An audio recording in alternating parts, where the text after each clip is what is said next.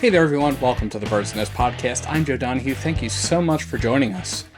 The frenzy of free agency has died down quite a bit, and while there are definitely still some opportunities for the Eagles to improve out there, the Eagles and the rest of the league are really moving into draft mode. But before we leave that frenzy, wanted to take a moment to just look at the moves that the Eagles have made up to this point and put them on a tier list, because this is the internet and that's what we do.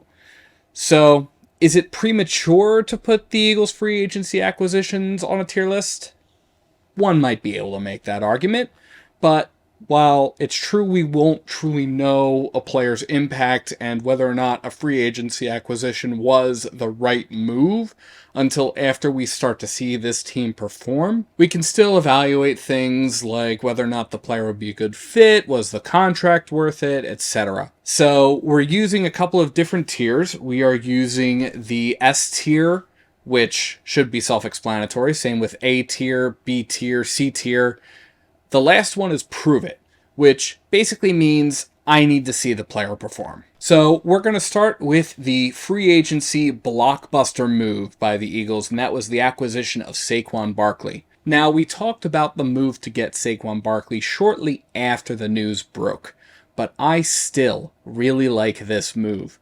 The Eagles haven't had a solid running back since LaShawn McCoy, and given that Howie hasn't paid a running back in a while, the Eagles have been, for the most part, getting what they've paid for.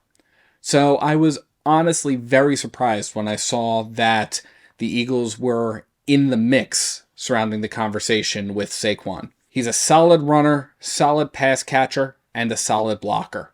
With an Eagles team that couldn't handle the blitz over the course of the 2023 season, I think he'll be a good fit. Plus, he gives Jalen Hurts another weapon that he can utilize.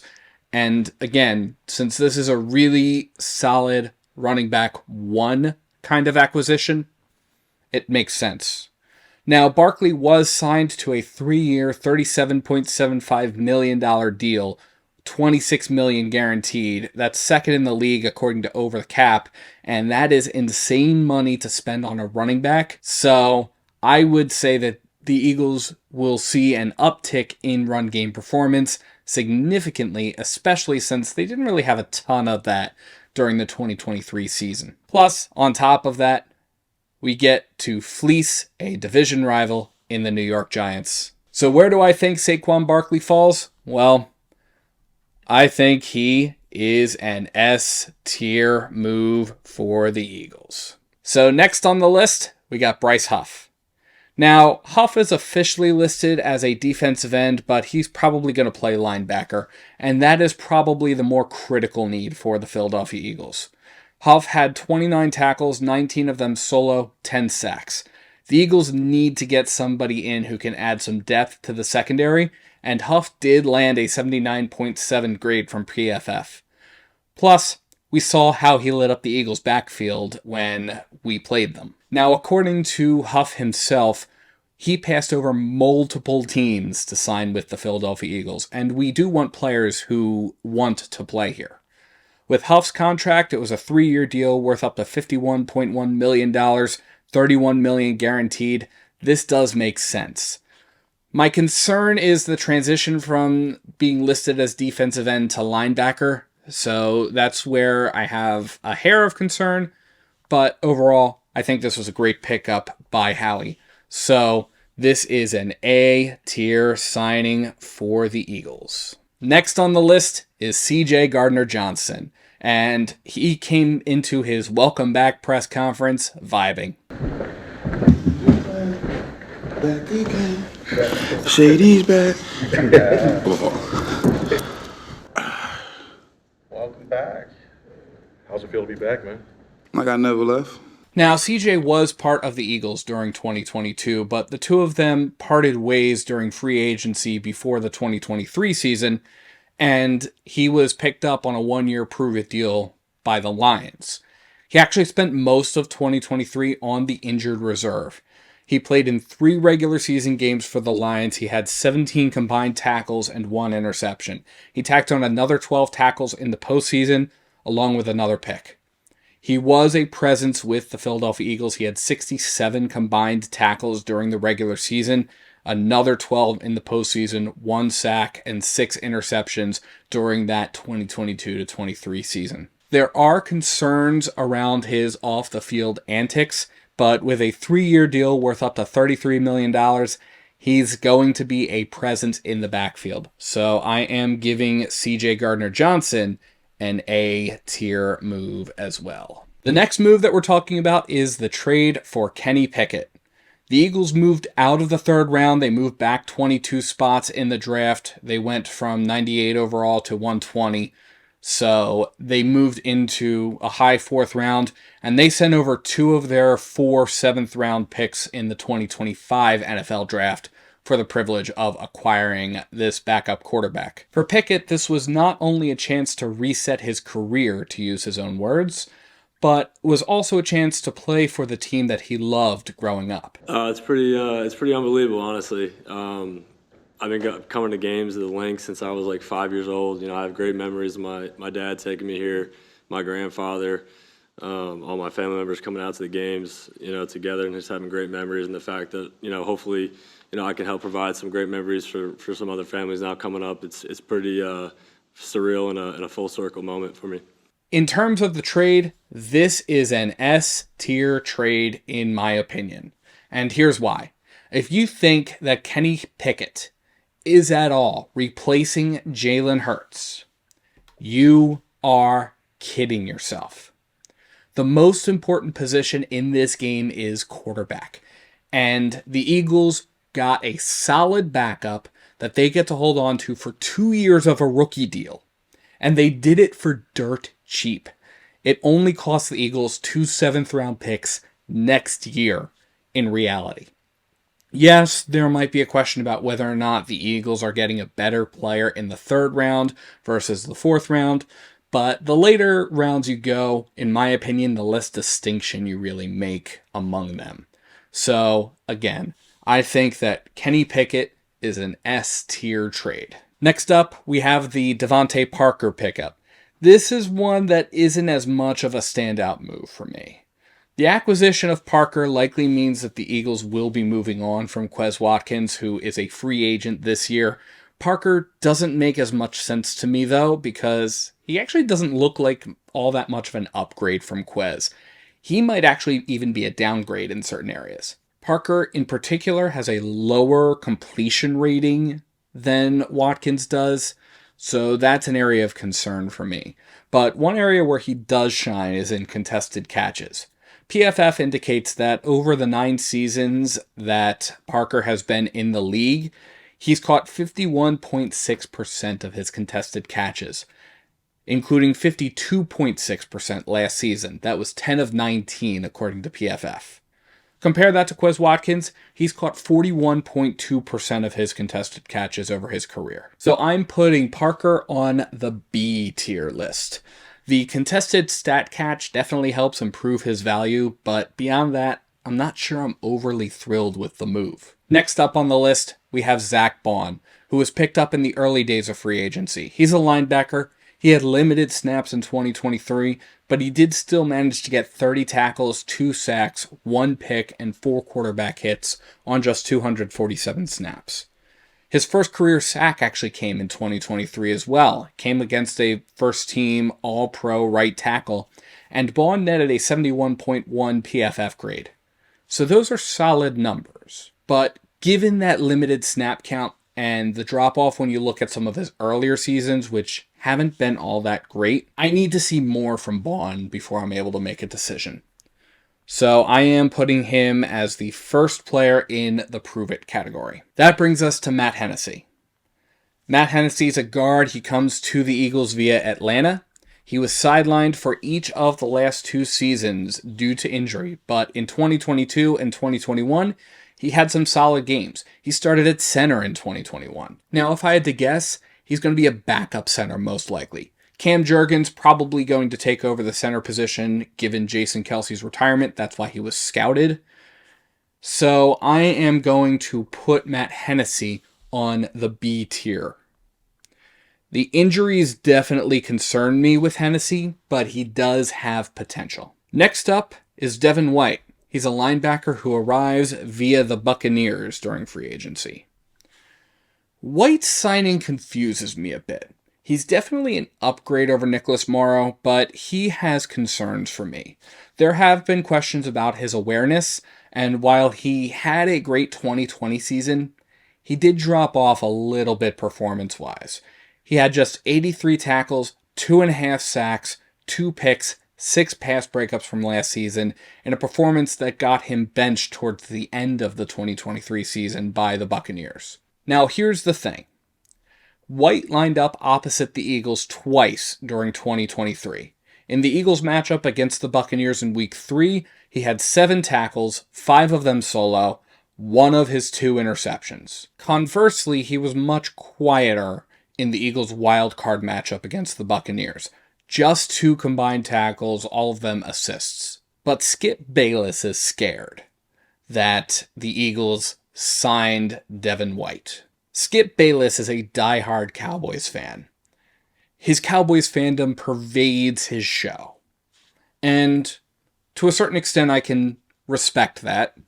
My Eagles fandom pervades this show. The fact that he praised Devin White by saying that Skip Bayless fears Devin White means that the Eagles do have somebody who has potential. So ultimately, I'm going to put Devin White in the prove it tier.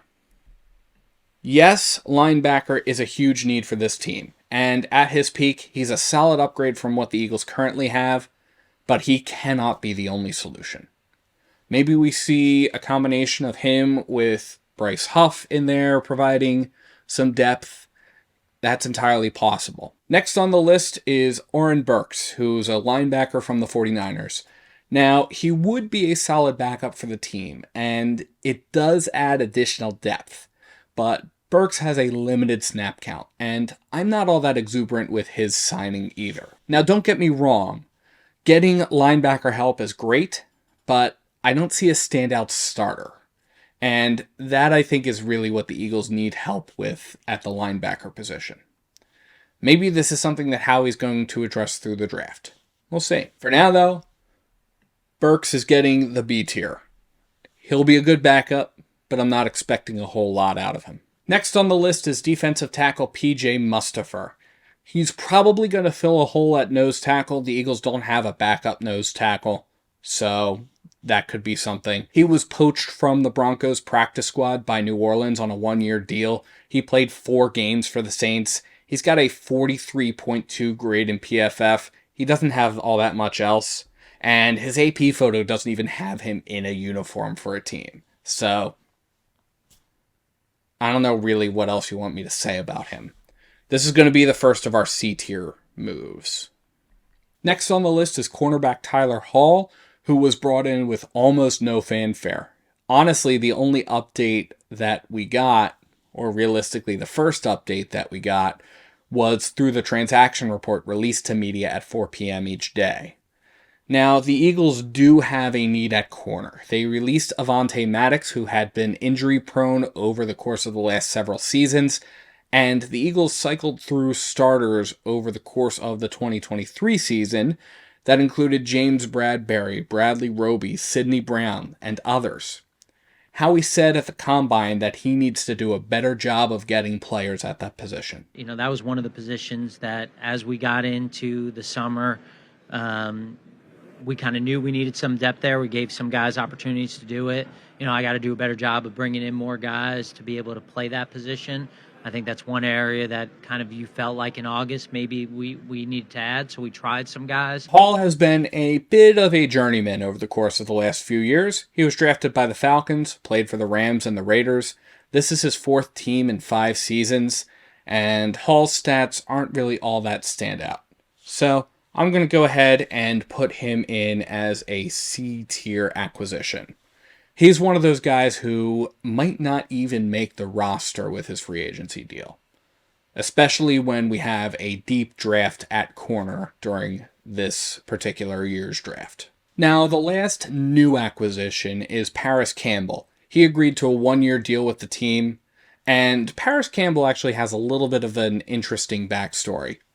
when the Eagles should have been looking at DK Metcalf. The Eagles were reportedly debating between J.J. Arcega-Whiteside and Paris Campbell. According to multiple beat reporters, while the Eagles did wind up choosing J.J. Arcega-Whiteside, it was because of some intervention from Jeffrey Lurie, and the Eagles were actually seriously considering Paris Campbell. Now, neither of the two players actually worked out for their respective teams. Campbell's best season was in 2022. He went 63 for 85 in receptions for 623 total yards and 3 touchdowns. No other season comes close to these numbers. We poached him from the Giants through free agency, but he actually spent the bulk of his career at this point with the Indianapolis Colts. And that might be something that he does have going for him, because he was with the Colts while Nick Sirianni was with the Colts. So there's some advantage there with familiarity with the coaching staff. Now, I wouldn't pencil in Campbell as your wide receiver 3 here. So I am going to put him as a C-tier signing. That doesn't mean that he couldn't be. I think he's going to be a backup. But given that the Eagles went out of their way to get Devontae Parker, they do have Olamide Zaccheaus, so I wouldn't expect Campbell to be a lock for that post. So those are the new players to date, but the Eagles did extend a bunch of players, so we're going to look at them. We're not going to delve too deep into the players who were released. They were obviously released for a reason, but we are going to take a look at the extensions, and the big one, the Eagles are bringing back the dean of the roster, so to speak. The longest tenured player on the Eagles roster, Brandon Graham, coming back for another season. Now, he did post on social media, did make it very clear this is probably going to be his last season. Hey, what's up, Eagles fans? We back, baby. 15. Got the crew with me. Just wanted to say, we thank you just for accepting our family over the years, and I'm hoping that we can end it on a great note by getting that ring, baby. But we know it's gonna take that work. But I ain't never ran from no work. So just know that you gonna get everything from me, and we gonna do everything to make sure this city is on fire this next time around this time next year.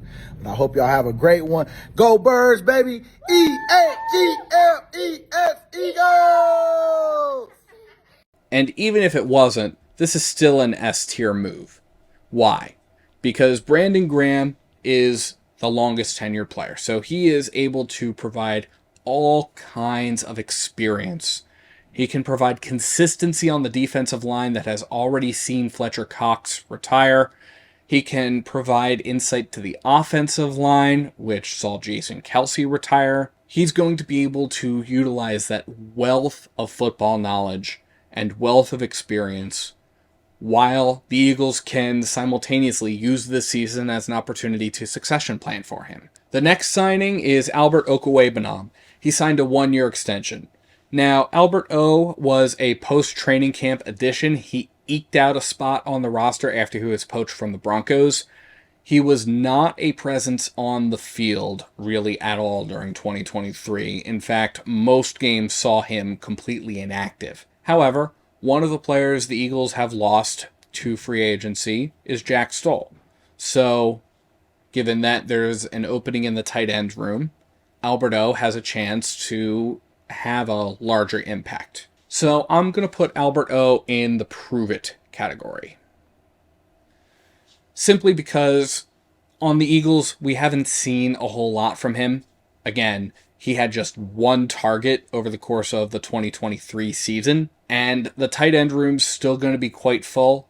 I'm not expecting a whole lot, but who knows?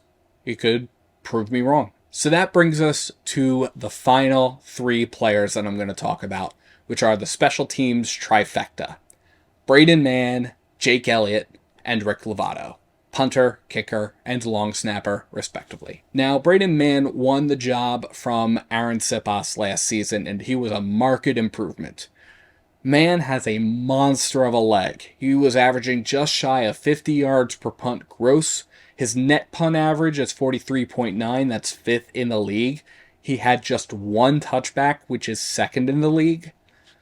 An area of improvement for him, though, he did just have 15 punts inside the 20. That's 31st in the league during the 2023 season. Also, according to PFF, because the NFL does not track this particular stat, Mann had an average hang time of 4.34 seconds last season. Some of his per game averages were just shy of 5 seconds, but there's also some opportunity for him to increase the hang time as well. There will be no punter competition this year. The Eagles signed him to a 2-year extension, so I'm going to consider Mann an A-tier extension. Why? Because he does have those areas to improve. If he improves upon the hang time and he improves upon the punts inside the 20, he gets an S tier. Moving on now to Jake Elliott, who became the highest paid kicker in football, and it's well deserved. Does it mean something to you to be one of the highest paid kickers now, tied with Justin Tucker? I obviously really appreciate that. I appreciate it. My family appreciates it, and it means a lot. But at the same time, I'm just grateful to be here more than anything, and for them to make a gesture like that, just to tack on 4 more years. This is like I said, this is a place I love, and I'm just excited to be here. He was 30 for 32 in field goal attempts, 45 for 46 in extra points during the regular season. Jake Elliott is a game-changing kicker. He made 3 super clutch kicks during the 2023 season, kicks that I was really impressed with. 61 yards into the wind in week 2 against the Vikings. That one matched his rookie year 61-yard field goal that defeated the New York Giants in week 3. Jake Elliott also had 2 others that if he doesn't kick them, the Eagles probably lose the game. One 54-yarder to beat the Commanders in overtime week 4. The other, the 59-yarder in the rain to send the Bills-Eagles matchup into overtime. Both of those are huge. And Nick Sirianni put it best after the Eagles' first win over the New England Patriots in his post-game locker room speech.